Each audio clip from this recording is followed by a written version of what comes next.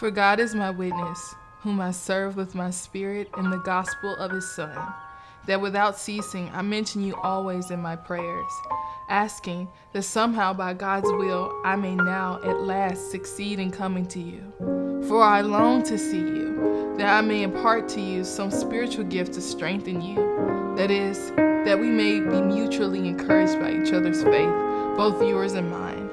I do not want you to be unaware, brothers, that I have often intended to come to you, but thus far have been prevented.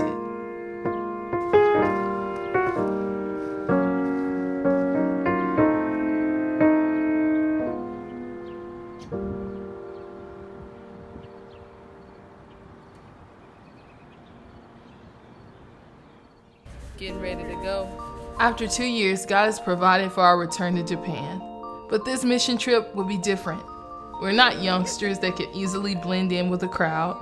We're parents. As we boarded the plane, I had so many questions. Will 1-2 week trip really make a difference? Will Gabby be able to manage the travel? What will this journey reveal about our calling to Japan? We were both a bit nervous, but eager to find out. We knew with little time, every meeting, every encounter with someone new was a chance to share and plant gospel seeds. First, we met a couple from Hawaii. Together, G and I were able to spend a day with them. I spoke with Brooke about her life and was able to share a little bit of my story with her. While out, I was stopped by Grace, who recognized me from past ministry and my online ministry, which was super encouraging. We also met Francis at the local bathhouse and made plans to go on a double date with him and his wife Harumi that coming Monday. Saturday, we were reunited with Justin, Chris, Daniel, and their families for the church's barbecue outreach event. All of them served as missionaries at the Gospel Center Church located in Suita. Shiori, who I met the very first time I came to Japan, joined us all the way from Tokyo. Afterward, we and Shiori returned to our room to catch up. Sunday morning was the first day we had trouble from Gabby. Her crying was so bad, I began to get frustrated with God and question why I thought a family mission trip would work in the first place.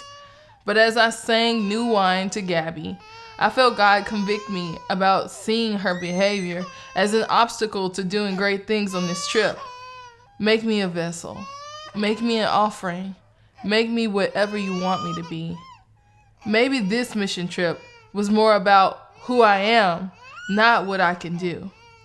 Thankfully, Gabby calmed down and we were able to head to church. Shiori joined us for worship at J House, where I formerly served as a missionary. Afterward, we were able to have an in-depth conversation about why Jesus had to die. Thanks to the Holy Spirit and our evangelism training, the conversation brought a lot of clarity to Shiori.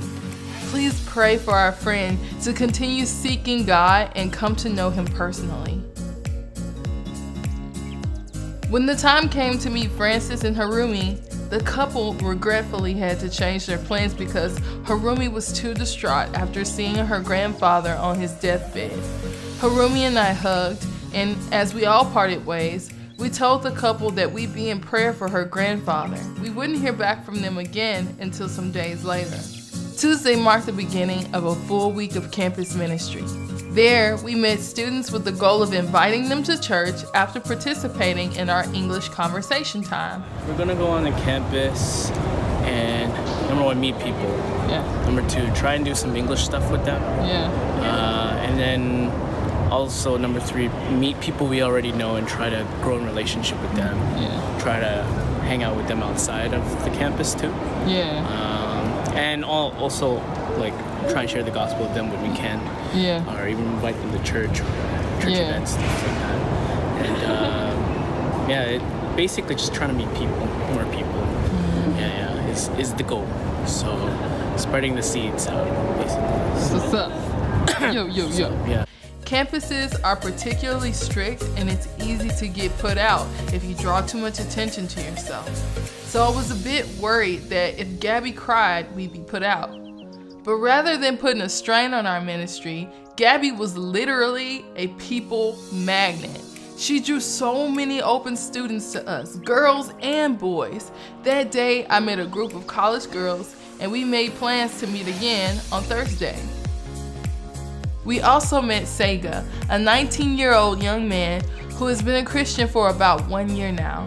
He graciously agreed to allow me to record his testimony, so we plan to meet Friday evening.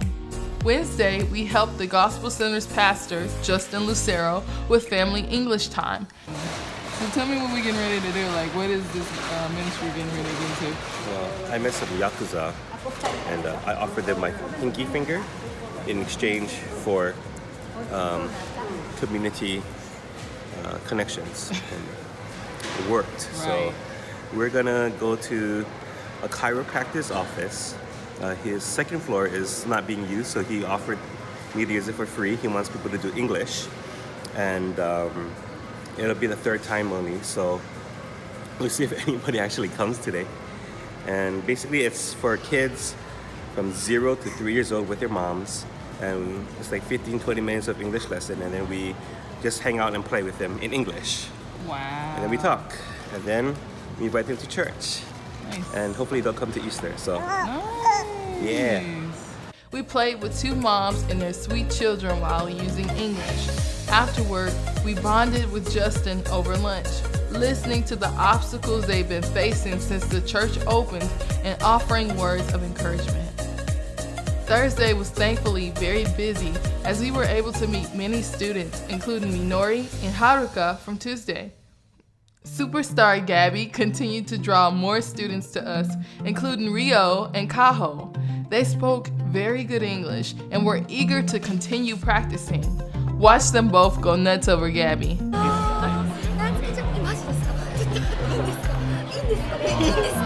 I've never seen anyone so excited to see a baby before.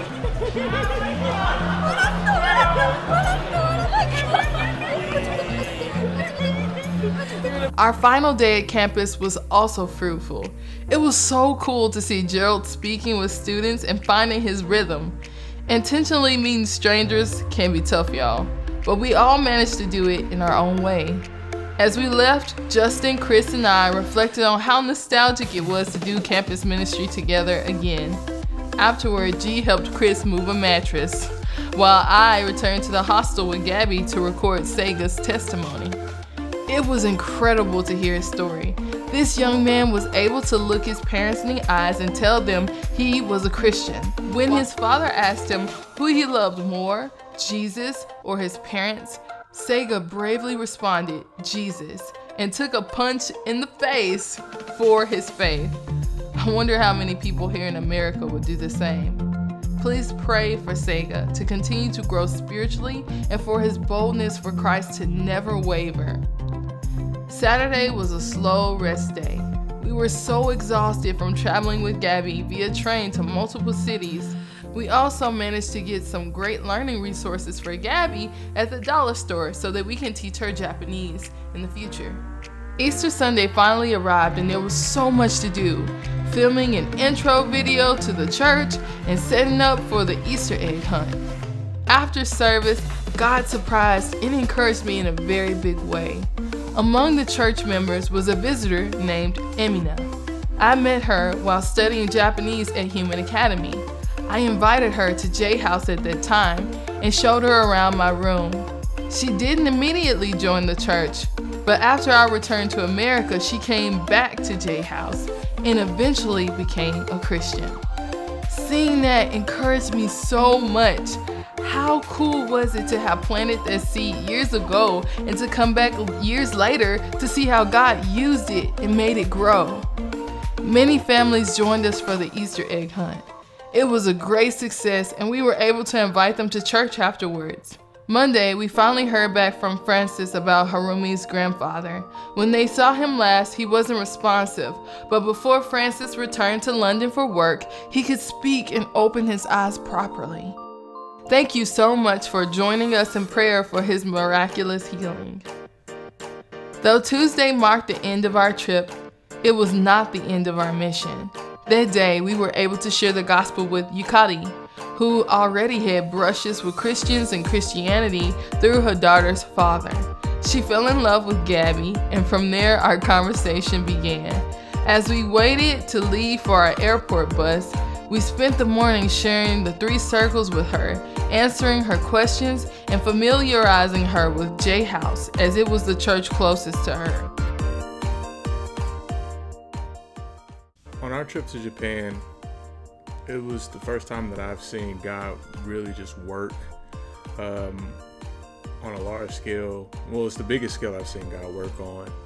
I feel like just having instances of God answering prayer, God just blessing the fact that we had a baby with us having opportunities, so many opportunities to talk to so many different kinds of people. I've never seen so many people be so open to strangers just because we speak English, or just because we speak Japanese, or just because we have a baby. It seemed like we were able to meet so many people while we were there. Not just Japanese either, but also just foreigners from European countries, other foreigners from America and from Canada. There's a lot of people that we got to talk to, and relationships that we got to start to build. And God just really used a lot of what we've done while we were there. So that was just the greatest thing for me, just not being able to see that a lot in my life, but being able to see this on this trip. This mission trip was definitely different. As a family, we were able to share the gospel. And after all that we already saw God do, we're confident that every second we spent in Japan will be used by God. Who knows what full-grown gospel harvest we will encounter when we return.